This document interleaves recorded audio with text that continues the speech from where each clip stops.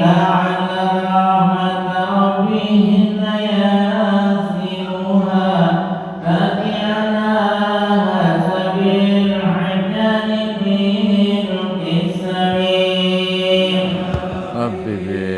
مصطفى بلغ قاصدنا واغفر لنا مضايا وسع الكرم اللهم صل وسلم وبارك عليه وعلى آله. Assalamualaikum warahmatullahi wabarakatuh. Alhamdulillahi rabbil alamin wa bihi nasta'in ala umuri dunya waddin. Wassalatu wassalamu ala asyrafil khalqi wal anbiya'i wal mursalin Sayyidina wa maulana Muhammadin wa ala alihi wa ashabihi ajma'in, amma ba'd. Hadirin saudara-saudara jamaah Majlis Ta'lim Masjid Al-Ibadah yang saya muliakan, khususnya para pengurus khusus ketuanya Bapak Haji Samsudin, dan juga para tokoh masyarakat, para hujjaj, serta remaja sekalian, dengan mengucapkan syukur alhamdulillah kesempatan malam hari ini kita hadir kembali berkumpul untuk sama-sama mengisi waktu kita antara maghrib dan isya dengan yang terbaik, yaitu mengikuti pengajian. Mudah-mudahan Allah Subhanahu wa Ta'ala membalas kehadiran kita dengan balasan pahala yang sebesar-besarnya. Semoga diampuni kekurangan, kesalahan dan dosa-dosa kita, dan semoga dibukakan pintu hati dan pintu ilmu yang seluas-luasnya. Amin ya mujibas sya'irin. Yang ingin menyimak dari kitab An-Nasihud Diniyah halaman 64 baris ke-7 pada kalimat faliyajtahid. Ya, di situ ada kalimat lahu haqqun wahid, terus setelah itu faliyajtahidil abdu al muwaffaq. Baik saudara-saudara, ini melanjutkan tentang silaturahim ya. Jadi manusia pasti punya hubungan famili ya. Nggak ada manusia sendirian begitu. Pasti dia punya ya, entah itu paman, bibi, ya, punya saudara, atau nggak punya saudara tapi kan punya paman, punya bibi. Yang penting adalah manusia itu mempunyai hubungan kerabat ya. Agama Islam memerintahkan untuk memelihara hubungan kerabat ini, dijaga, kalau perlu diberi pupuk begitu, dirawat ya. Nah caranya nih saudara-saudara untuk menjaga hubungan silaturahim ya, kita berbuat baik kepada mereka ya. Nampaknya begitu, nggak ada jalan keluar. Kalau kita berbuat jahat ya ini bukan namanya menyambung silaturahim, tapi memutuskan. Jadi silaturahim adalah kita berbuat baik kepada mereka, minimal ngucapin assalamualaikum, itu pun berbuat baik. Mendoakan ya, yang lebih tinggi lagi misalnya memberi hadiah, membantu ya, entah dengan harta, entah dengan tenaga ya, berkunjung ya. Ini saudara-saudara kebaikan ya, banyak cara lah untuk memelihara hubungan famili ini. Yang penting secara garis besarnya menjaga hubungan famili yaitu berbuat baik, paling kurang mengucapkan assalamualaikum begitu. Nah di sini disuruh sungguh-sungguh ini faliyajtahid begitu. Maka hendaklah ia sungguh-sungguh, yaitu al-abdul muwaffaq, seorang hamba yang diberi taufik, hendaklah bersungguh-sungguh fi silati arhamihi, di dalam menyambung hubungan silaturahimnya, wa aqaribihi, di dalam menyambung kerabat-kerabatnya. Jadi disuruh sungguh-sungguh begitu, enggak main-main ini ya. Ini bukan masalah kecil, ini masalah besar ya. Bikulli ma yumkinuhu, dengan segala apa yang memungkinkan baginya. Tadi kan disuruh sungguh-sungguh ya, sungguh-sungguh di dalam menyambung hubungan silaturahim, sungguh-sungguh di dalam menyambung hubungan kerabat. Caranya bagaimana? Bikulli ma yumkinuh, dengan segala apa yang memungkinkan dari kita, maksudnya dengan segala daya upaya begitu. Wa yastati'uhu, dengan segala kemampuannya. min birrin wa ma'rufin, daripada kebaikan, wa hadiyatin, daripada memberi hadiah, wa sadaqatin, daripada memberi sedekah, wa ziyaratin, daripada berkunjung, wa mu'anasatin, dan daripada berbuat sesuatu yang menyenangkan atau menghiburnya. Ini contoh ya kebaikan-kebaikan yang mungkin seseorang mampu untuk menjaga hubungan silaturahim ya. Yaitu secara garis umumnya ya berbuat baik begitu. Secara rinciannya ya seperti memberi hadiah. Ya, mungkin dia orang kaya ya hadiah, mungkin dia orang miskin ya sedekah begitu. Ya, dikatakan wa hadiyatin wa sadaqatin, wa ziyaratin, berkunjung. Ya, sering nengokin lah begitu. Di dalam berkunjung mungkin memberi sesuatu. Ya minimal ucapan assalamualaikum gitu. Wa mu'anasatin, dan berbuat sesuatu yang menyenangkan apa aja lah. Ini saudara-saudara cara memelihara hubungan kerabat dan famili serta silaturahim. Ya. Kemudian wa yaf'alu ma'a kulli minhum ma yunasibuhu min dzalik, dan ia berbuat bersama masing-masing dari famili dan kerabatnya apa yang sesuai dari yang tadi disebutin. Saya bilang tadi kalau dia orang kaya ya mungkin istilahnya dengan ya berkunjung, dengan tegur sapa, dengan salam, mungkin nggak dengan sedekah, dia orang kaya kan begitu. Tapi memberi hadiah itu wajar lah. Ya, hadiah itu wajar ya bagi famili kita yang kaya begitu. Famili kita yang miskin ya kita bantu. Kebetulan ada zakat, kasih duluan dia daripada orang lain. Ya, kan dulu pernah diberitahu tuh ya, bersedekah kepada famili yang miskin itu pahalanya 2. Pahala pertama pahala sedekah, pahala kedua pahala menyambung hubungan silaturahim. Ya, jadi famili yang miskin ya diberikan sedekah atau diberikan zakat ya. Begitu saudara-saudara. Wa yakunu fihi birruhu wa silatuhu wa inasuhu, maka menjadilah di dalam kerjaan-kerjaan tadi kebaikannya, penyambungan silaturahimnya. Di dalam perbuatan baik itu juga di situ ada perbuatan yang menghiburnya begitu. Wala yuqassiru fi silati arhamihi, dan janganlah ia teledor ya di dalam menyambung silaturahimnya, kasalan karena malas, bawaannya malas saja begitu, malas datang, malas bagi, malas memberi hadiah, bawaannya malas. Wah ini kurang perhatian namanya nih ya, kurang perhatian terhadap memelihara silaturahim ini. Jadi dikatakan wala yuqassir, jangan teledor lah fi silati arhamihi, di dalam menyambung silaturahimnya, kasalan karena malas, atau wabukhlan karena bakhil begitu. Nggak bagus begitu kita bakhil kepada famili ya. Atau wastighfafan bihaqqir rahim, atau menganggap enteng ini, menganggap enteng masalah silaturahim. Ya, gara-gara menganggap enteng masalah silaturahim maka dia teledor, cuek begitu, masih bodoh aja. Padahal dalam agama ditekankan banget itu tentang menjaga hubungan silaturahim. Ya, jadi janganlah teledor di dalam menyambung silaturahimnya karena males, karena pelit, karena menganggap remeh, menganggap enteng silaturahim itu. Ya, bihaqqir rahim allati azzamallahu amraha, yang Allah sudah agungkan ini masalah silaturahim. Maksudnya dalam agama Islam, baik dalam Quran ataupun dalam sabda Nabi, itu masalah silaturahim didudukan tinggi sekali. Seperti hadis man kana yu'minu billahi wal yaumil akhir falyasir rahimah begitu. Barang siapa yang beriman kepada Allah, beriman kepada hari akhirat, hendaklah menyambung silaturahim.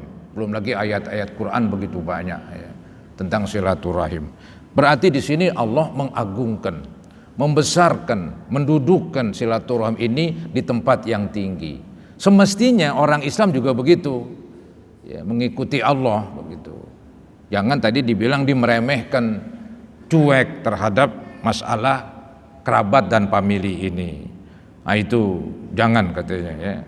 Jadi silaturahim Allah agungkan ya kedudukannya.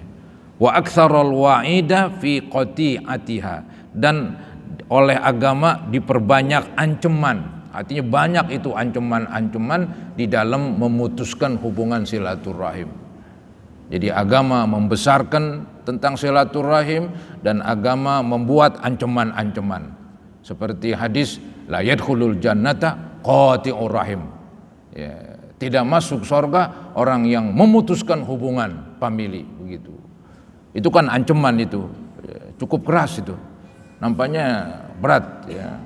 Maka dari itu berusahalah jangan memutuskan hubungan silaturahim, malah kebalikannya menyambung. Caranya paling kurang ngucapin salam ya. Lebih besar lagi entah memberi hadiah, entah memberi sedekah, entah berkunjung, entah menghibur ya, dan sebagainya. Wa 'alal abdi, dan atas si hamba, bazlul istita'ati wal maqdur, hendaklah dia mengeluarkan sekuat tenaga ya, bagi si hamba ini ya, keluarkanlah sekuat tenaga ya, di dalam menjaga hubungan silaturahim ini ya. Kemudian wa 'alallahi al-i'anatu wal musamahah, kepada Allah lah kita minta bantuan begitu. Jadi kita sebagai hamba berusaha, pertolongan ya kita minta kepada Allah ya. Kemudian wal musamahah, artinya maaf kembali kepada Allah. Yang penting usaha itu urusan kita. Kita berusaha itu untuk menjaga hubungan silaturahim. Kalau ada kekurangan-kekurangan ya kita minta ampun kepada Allah. Ya, begitulah seorang hamba ya, berusaha sekuat tenaga dan mohon ampun atas kekurangan-kekurangannya. Wa qad qala alaihi salatu wassalam, dan telah bersabda Nabi Muhammad sallallahu alaihi wasallam. Ini silaturahim tingkat paling rendah ini. Ini contoh silaturahim paling rendah. Dikatakan Nabi bersabda, bulu arhamakum. Kalimat bulu arti terleknya yaitu basahin. Basahinlah hubungan silaturahim kamu, walau bisalam, walaupun dengan mengucapkan salam. Jadi membasahi hubungan famili itu namanya ya berbuat baik. Mengeringkan itu gambaran memutuskan. Nah agama mengatakan basahin tuh hubungan silaturahim, walau bisalam.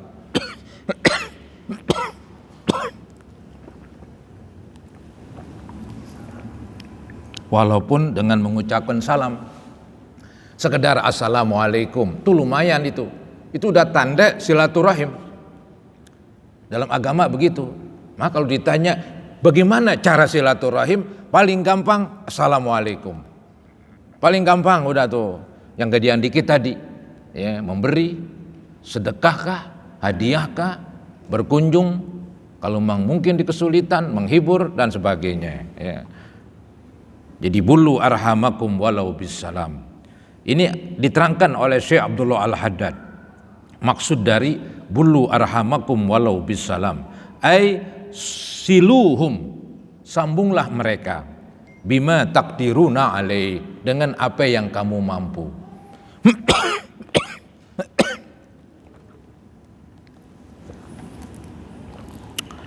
Baik, itulah saudara-saudara Syekh Abdullah Al-Haddad memberikan nasihat kepada kita untuk ya menjaga hubungan famili. Jangan diputusin begitu. Maka di zaman sekarang kan ya lebih dahsyat lagi lah. Karena ya zaman sekarang ini maaf ya, manusia kadang-kadang mengukur dengan materialistis begitu.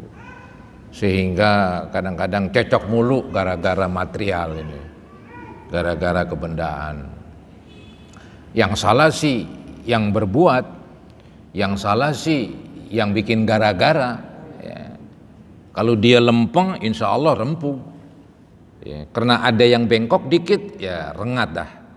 Minimal ya istilahnya perang dingin begitu. Walaupun zahirnya mereka kumpul, tapi batinnya boleh jadi ada yang kesel. Maka ini yang paling berat. Terjadinya putusan hubungan famili, ya itulah gara-gara materi itu. Kebanyakan begitu, gara-gara itu. Maka itu yang paling hati-hati, ya. Baik, selanjutnya Syekh Abdul Haddad melanjutkan nasihatnya nih. Wa qad ammat fi hadzal zamani qati'atul arham, dan sungguh telah merata di zaman sekarang memutuskan hubungan silaturahim. Ini zaman dia nih, zaman ratusan tahun yang lalu. Dibilang zaman dia katanya hubungan silaturahim udah merata. Maksudnya udah merata putusnya begitu. Udah lumrah lah mana-mana begitu, ribut begitu. Kemudian juga wakilatul mubalat, dan telah merata sedikit perhatian bisilatihim, dengan menyambung hubungan mereka, wa ta'ahudihim, dan sedikit yaitu juga perhatiannya kepada silaturahim. Jadi kata Syekh Abdul Haddad, telah merata di zaman sekarang orang memutuskan hubungan famili, ya, dan telah merata sedikit sekali perhatiannya terhadap silaturahim. Wala'alla sababa fima hadath wa ammal ibadah wal bilad min donkil ma'ash wa du'fil arzaq wa qillati zatil yad huwal qati'atu lil arham. Boleh jadi katanya ini, terjadinya apa yang terjadi, seperti dicontohin di sini, kesulitan kehidupan, rezeki makin susah, kemudian orang-orang yang punya rezeki makin berkurang katanya. Ini semua gara-gara mutusin hubungan silaturahim. Ini peninjauan beliau, ya. Beliau meninjau terjadinya zaman sekarang ini katanya, apa yang terjadi, kekacauan di sana sini, belum lagi tadi dibilang rezeki makin berkurang, kehidupan sempit, orang kaya dermawan sedikit. Ini katanya penyebabnya adalah memutuskan hubungan silaturahim. Karena ntar beliau menghubungkan hadis, barang siapa yang ingin diluaskan rezekinya, dipanjangkan umurnya, hendaklah dia menyambung silaturahim. Kalau rezeki pada seret, ya diantara sebabnya banyak yang mutusin begitu. Jadi Allah seretin. Ini pemahaman dari beliau, ya. Ini saya ulangin lagi nih, ya. Wala'alla sababa fima hadatha, dan boleh jadi sebab pada yang telah terjadi, ya. Wa ammal ibadah, dan merata pada semua manusia, ya. Wal bilad, merata ke negeri-negeri, min donkil ma'ash, dari sempitnya kehidupan, wa du'fil arzak, dari lemahnya rezeki, wa qillati dzatil yad, dan sedikitnya nikmat yang Allah berikan, huwal qati'atu, itu gara-gara qati'ah, memutuskan, ya, lil arham, pada hubungan rahim, allati qad fasad, yang telah tersebar, ya, wantasharat fi hadhil ayyam, yang telah tersebar dan luas pada masa-masa sekarang. Itu saya perhatiin kesimpulan dari beliau nih, pengarang kitab, ya. Terjadinya rezeki makin sempit begitu, kehidupan makin susah, ya, nikmat makin juga susah, ya, ini gara-gara ada dan banyak yang memutuskan hubungan silaturahim. Dan ini dihubungkan dengan hadis nih, waqad waradatil ahadis, dan telah datang beberapa hadis, bi anna silatal arham, bahwasanya silaturahim itu mansaatun fil ajal, memanjangkan usia atau umur, mathratun fil amwal, dan memperbanyak harta begitu. Nah sekarang sempit, rezeki susah katanya. Nah, ini diantaranya banyak yang mutusin hubungan famili. Wa anna Allah Ta'ala qad basata rizqa li aqwamin, dan bahwasanya Allah telah, yaitu memberikan secara luas rezeki kepada kaum, Wa aktsara lahumul amwal, dan Allah telah memberikan banyak harta kepada mereka. Tapi kadang-kadang terjadi kebalikannya. Nah, ini kebalikannya gara-gara tadi katanya, gara-gara memutuskan hubungan silaturahim katanya. Wa ma nadhara ilaihim munzu khalaqahum li'adami silatihim arhamahum. Artinya Allah tidak memandang mereka lantaran mereka memutuskan hubungan silaturahim. Fatakunul qati'atu, maka menjadilah pemutusan, wa tarkus silah, meninggalkan hubungan famili, ala diddi min dalik, atas lawan dari yang tadi. Lawan dari yang tadi maksudnya kan tadi Allah memberikan rezeki kepada suatu kaum yang luas. Suatu kaum ya diberikan harta, tapi kadang-kadang malah kebalikannya. Wah, ini sebabnya yaitu memutuskan hubungan silaturahim. Ya, dan udah meluas katanya. Wallahu a'lam. Allah lebih tahulah maksud daripada hadis tersebut. Jadi begitu saudara-saudara kesimpulan Syekh Abdullah Al-Haddad tentang silaturahim dan akibat-akibat yang timbul gara-gara memutuskan hubungan silaturahim, seperti sempitnya rezeki, kehidupan susah dan sebagainya. Kemudian dilanjutkan lagi di sini, kalau tadi silaturahim ya, nah ini lebih dekat lagi yaitu masalah keluarga. Dikatakan wa ammal ahlu wal iyal. Adapun hubungan ahli kita nih, ahli itu di sini maksudnya istri, wal iyal dan anak-anak kita. Ya, wa na'ni bil ahli hahuna az-zaujah waz-zaujat. Yang kami maksudkan dengan kalimat ahli di sini adalah istri. Wabil iyal, dan maksud dari kalimat iyal kullu man yakunu fi nafaqatil insan, setiap orang yang berada di dalam nafkahnya manusia. Maksudnya orang yang berada di dalam nafkah manusia yaitu anak ya. Jadi ini saudara mau dibahas tentang kalau tadi kan berbuat baik kepada famili yang disebut silaturahim ya.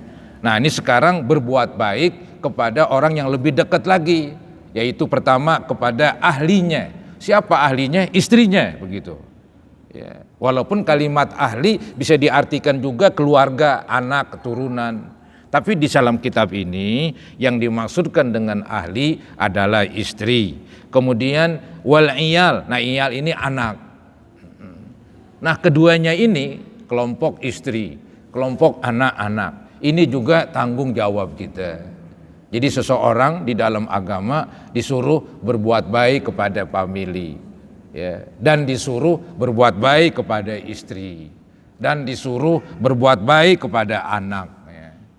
Ini cerita tanggung jawab seorang muslim ya. Kepada familinya diberbuat baik, kepada istrinya juga demikian, kepada anak-anaknya juga demikian ya. Dikatakan wa tahta nazarihi wa kafalatihi, dan di bawah yaitu penglihatannya dan tanggung jawabnya.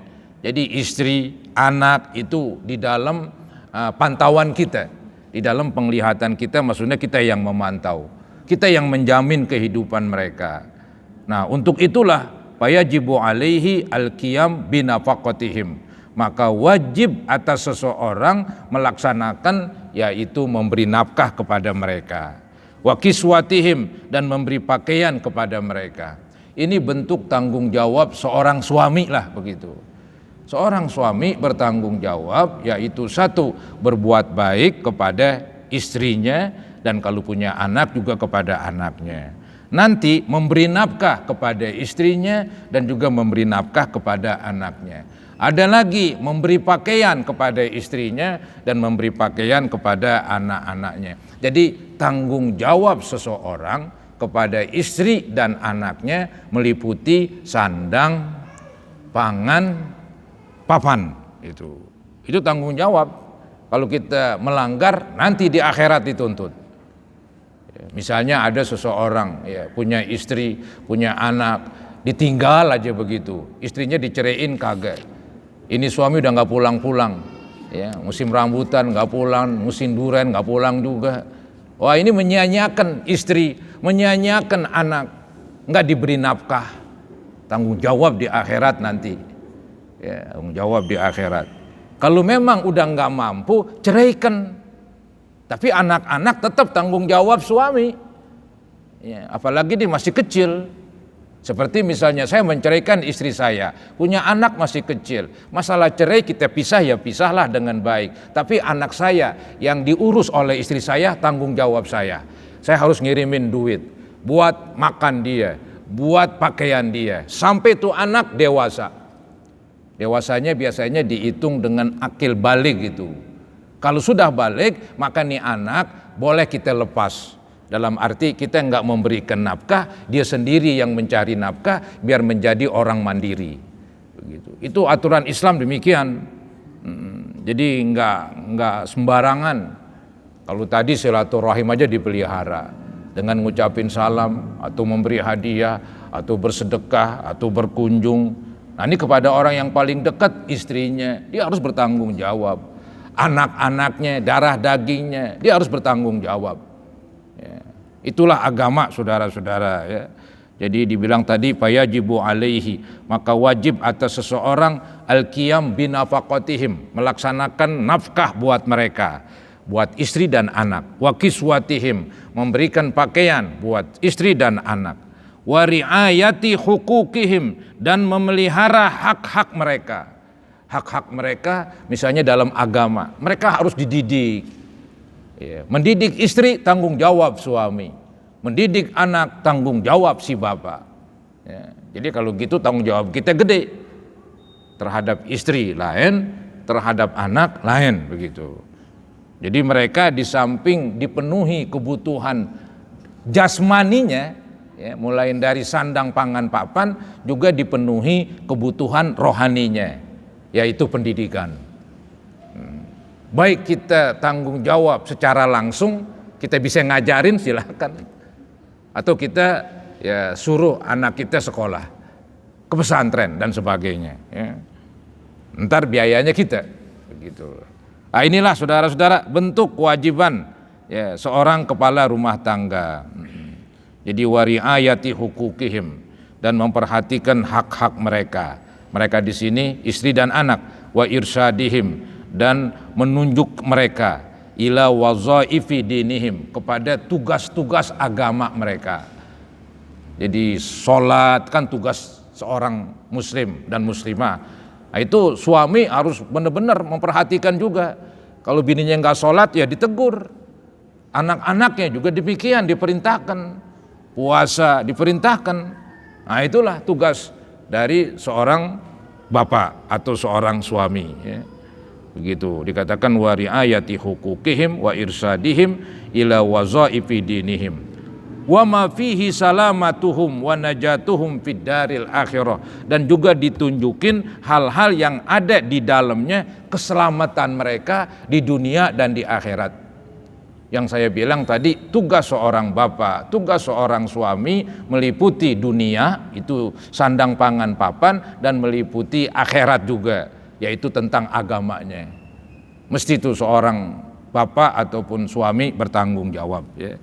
Nggak boleh membiarkan, maaf misalnya ada seorang suami menikah dengan istri yang belum mengerti agama. Wajib tuh ngajarin. Kalau nggak bisa ngajarin, suruh belajar kepada seseorang. Biayanya suami yang tanggung. Mau dibilang apa? Kebetulan bininya belum bisa apa-apa tentang agama. Tanggung jawab suami. Ya. Kalau enggak nanti di akhirat akan dituntut. Kan dibilang kullukum ra'in wa kullukum mas'ulun an ra'iyati. Masing-masing kamu pemimpin. Setiap pemimpin tanggung jawab terhadap bawahannya. Ya. Jadi pemimpin itu enggak mesti presiden doang. Ente pun pemimpin di dalam rumah tangga. Begitu saudara-saudara. Ya. Mungkin ada yang bertanya sebelum saya lanjutkan. Baik, selanjutnya ada apa? Kalau seorang anak baru akan balik, kita belum bisa berusaha, belum bisa mencari. Kalau udah dilepas tuh gimana sebenarnya? Baik, itu emang mazhab Syafi'i punya patokan begitu tuh. Ya, ada mazhab Imam Malik yang lebih istilahnya lebih pas secara akal kita. Ya, Imam Syafi'i mengatakan seorang bapak tidak tanggung jawab masalah sandang pangan papan ketika ini anak balik. Ya, maka tuh anak yatim hilang yatimnya ketika balik. Padahal inti bilang belum tentu. Kadang-kadang dia udah balik masih nggak bisa mandiri, begitu ya? Nggak bisa mandiri. Kalau Imam Malik nggak begitu katanya. Jadi orang tua lepas sandang pangan papannya bila mana nih anak memang sudah mandiri benar-benar. Ya, sudah mandiri benar-benar. Jadi lebih dari balik. Tapi itu kan hanya teori. Itu hanya teori. Prakteknya nih anak, masya Allah, ya, hampir menikah dinikahkan. Ya, entar udah menikah dimodalin, dibikinin rumah, padahal nggak kewajiban bapak. Ya. Jadi ini hanya kalau saya bilang teori saja. Secara teorinya bapak nggak tanggung jawab bila mana anak sudah tapi prakteknya udah balik tua bangkah, udah jenggotan juga, masih ngerogoin kantong nyaknya kan begitu. Zaman dulu kutang nyaknya dirogoin kan. Prakteknya begitu, lebih-lebih maaf ya, lebih-lebih orang Betawi, lebih-lebih. Ya. Jadi jarang mandiri banget begitu. Ya. Itu kenyataan. Jadi biarlah ini hanya teori. Secara teori memang begitu, bahwa orang tua udah bebas. Ketika anak lu udah balik, sekarang lu nyari rezeki sendiri. Bapak lepas tangan. Dia nggak dosa tuh bapak secara hukum. Tapi siapa yang tega sih? Kalau anaknya males kan udah sekolahin, udah diajarin, kagak mau kerja, nggak mau ngapa, hidupnya diketek aja dia. Hidupnya diketek. Iya. Ya tadi saya bilang orang tua boleh itu semacam ya menghukum atau menyuruh dia untuk mandiri lah. Dilihat nanti diawasin oleh orang tuanya. Kalau nggak begitu mah nggak mandiri memang dia. Nggak pernah mandiri. Jadi mesti memang seorang itu harus mandiri. Ya. Agama mau mengajurkan mandiri. Maka tadi saya bilang akil balik itu orang tua tugasnya udah terlepas tentang duniawinya. Kalau tentang akhiratnya dia paling amar ma'ruf nahi munkar. Ya, mengajak kebaikan, mencegah kemungkaran begitu. Jadi nanti sebentar ya. Jadi kadang-kadang ada itu orang ya udah dibiayain, udah sekolahin, masih juga males. Ya ini ya mesti diomelin nih kalau bahasa gampangnya ini lah. Ya, didorong terus, dipaksakan begitu. Entar nggak mandiri kalau begitu, susah ini. Ya, jelek itu, jadi pasilan. Mau berusaha. Agama membenci cara begitu. Seseorang masih pasilan aja, nggak mau berusaha. Dikit orang tua. Dikit-dikit orang tua gitu. Iya. Tapi si orang tua sih nggak jarang pelitnya sih. Iya, tapi kan nggak bagus. Nggak bagus memang pendidikan cara begitu. Ya. Mestilah anak mandiri, dididik mandiri. Ya. Kalau orang-orang dulu itu ya mendidik anak memang mandiri, suruh kerja ini, suruh membantu, ya, biar nanti dia bisa mandiri. Anak sekarang sebetulnya untuk mandiri lebih mudah kalau saya lihat, ya, karena dia bisa berusaha bekerja. Sarananya banyak sekarang pada melamar apalah di kerjaan, ya, tamat SMA atau SEMEA, ya, itu udah bisa nyari kerjaan, walaupun gajinya sederhana ya nggak apa-apa. Gaya hidupnya beda sama zaman orang dulu. Iya. Gaya hidupnya terlalu mewah. Iya, pokoknya banyak mau yang instan aja gitu. Instan. Jadi ada juga memang begitu. Dia pengen yang instan aja, yang udah jadi aja dah begitu.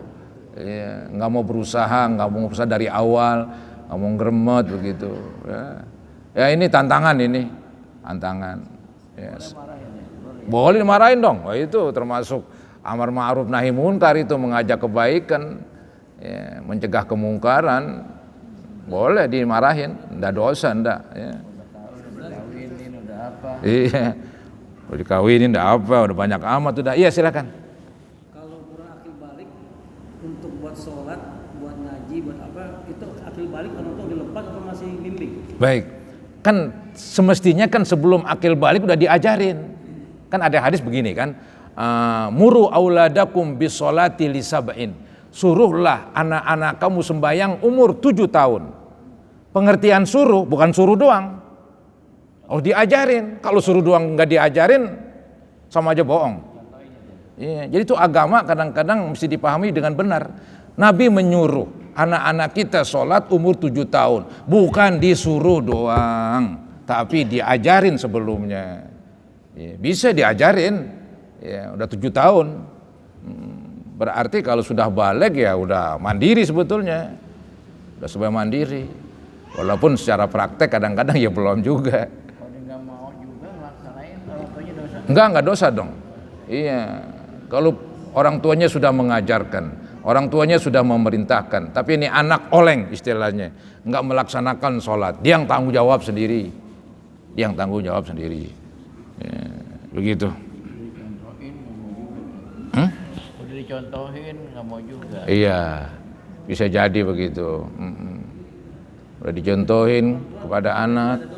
Bagaimana? Tadi Bang Judin bilang udah dicontohin, udah disuruh, udah dimarahin, tetap anak bangkang juga, orang tua udah nggak ada hukum. Enggak ada dong, enggak ada tanggung jawabnya secara hukum. Paling yang ada ya tadi dah amar ma'ruf nahi munkar dah. Ya ngomel paling. Ya anaknya dosa nggak tuh terhadap Dia yang dosa tanggung jawab sendiri, udah balik, udah diajarkan, udah semuanya dicontohin, masih nggak mau juga, pikul sendiri gitu. ya kan orang tua kan ngomel mulu pegel. Iya, ya, minimal ngomel lah seberapa kayak begitu. Baik. Dia udah baru dewasa, baru akil balik.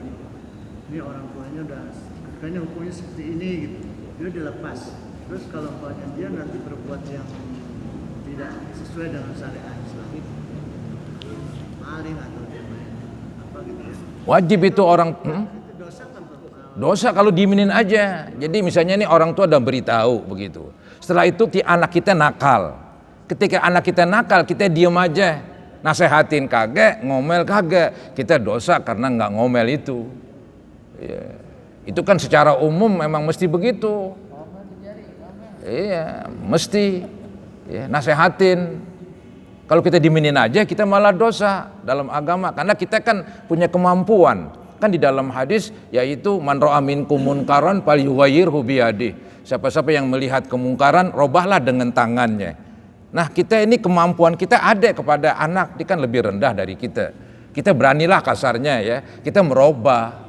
Ya, merubah. Nah merubah dengan apa yang gampang? Ya dengan ucapan, dengan lisan begitu.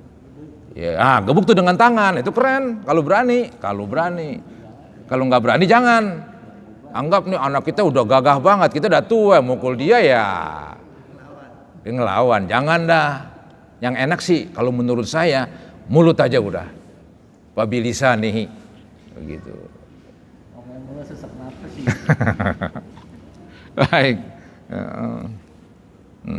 Ya udah sampai Isya ini. Iya. Jadi saudara-saudara begitulah ya tentang kewajiban orang tua terhadap anak. Jadi memang nggak mudah tanggung jawab orang tua kepada anak. Nggak gampang. Berat ini. Ya, soalnya kan dunianya, akhiratnya, agamanya. Apa?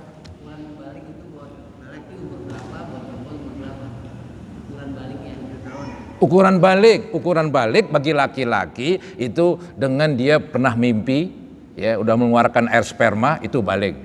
Kalau belum pernah ngeluarin sperma sampai umur, biasanya kan umur 9 tahun katanya, 10, 11, enggak juga, dipatok pakai umur 15 tahun mesti balik. Walaupun tuh anak ya belum mengeluarkan air sperma. Nah kalau perempuan men, begitu, itu udah balik begitu. Ya. Jadi tanggung jawabnya sebetulnya sih kepada anak walaupun udah balik ya zaman sekarang mesti terus lah. Karena mereka kalau masih baru balik masih lemah juga itu kayak nampaknya. Masih lemah nampaknya. Baik saudara-saudara, mari kita akhiri dengan berdoa. Sebelum berdoa, mari kita baca Ummul Quran suratul Fatihah. Semoga Allah Subhanahu wa taala senantiasa memberikan kepada kita ampunannya, khususnya kepada ibu bapak kita, juga guru-guru kita yang berjasa, mertua atau istri atau anak yang sudah wafat, semoga Allah ampuni mereka dan semoga Allah ampuni kita sekalian. Al-Fatihah ala ma nawaina wa ala ma nawaitum wa ala ma nawal hadirun ila hadratin Nabi Rasulullah sallallahu alaihi wasallam. Al-Fatihah. A'udzubillahi minasyaitonir rajim. Bismillahirrahmanirrahim. Alhamdulillahi rabbil alamin arrahmanir rahim maliki yaumiddin. Iyyaka na'budu wa iyyaka nasta'in ihdinas siratal mustaqim siratal ladzina an'amta 'alaihim ghairil maghdubi 'alaihim waladdallin. Astaghfirullahalazim, astaghfirullahalazim, astaghfirullahalazim. Allahumma salli ala sayyidina Muhammad wa ali sayyidina Muhammad wa sallim tasliman katsira walhamdulillahi rabbil alamin. Allahumma anfa'na bima 'allamtana wa 'allimna ma yanfa'una wa zidna ilman nafi'a.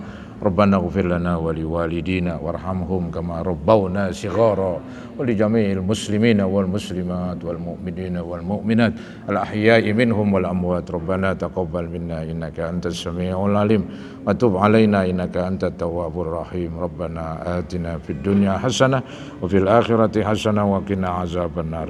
وصلى الله على سيدنا محمد وعلى آله وصحبه وسلم. Alhamdulillahi rabbil alamin. Kurang lebihnya mohon maaf. Assalamualaikum warahmatullahi wabarakatuh.